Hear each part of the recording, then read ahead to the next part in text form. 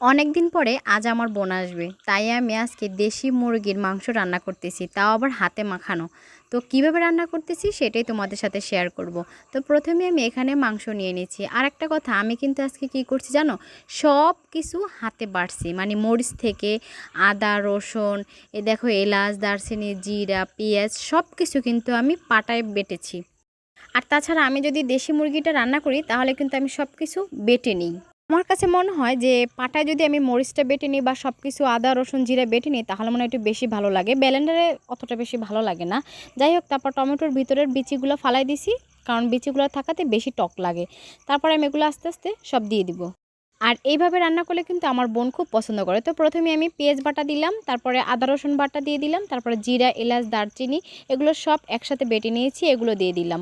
তারপর মরিচ বাটা দিয়ে দিলাম, তারপর টমেটোগুলো দিয়ে দিলাম, আর তারপর আস্ত কয়েকটা মশলা দিয়ে দিলাম। যদিও সবগুলো বেটে দিয়েছি, তারপরে মনে হয় আস্ত দিয়ে একটা মশলা না দিলে তরকারিটা হিট হয় না।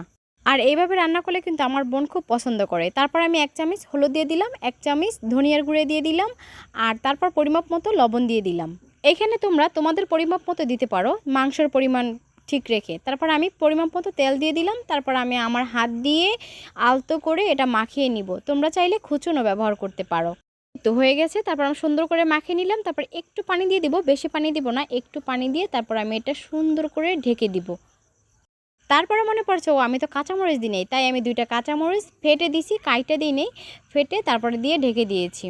তোমরা হয়তো এক একজন এক একভাবে ট্রাই করো, কিন্তু আমি যখনই দেশি ছোট মুরগির মাংস রান্না করি তখন কিন্তু এইভাবেই সবসময় রান্না করি। আর এইভাবে রান্না করলে সবাই খুব প্রশংসা করে, এমনকি হাত চেটে খায়, বুঝলে।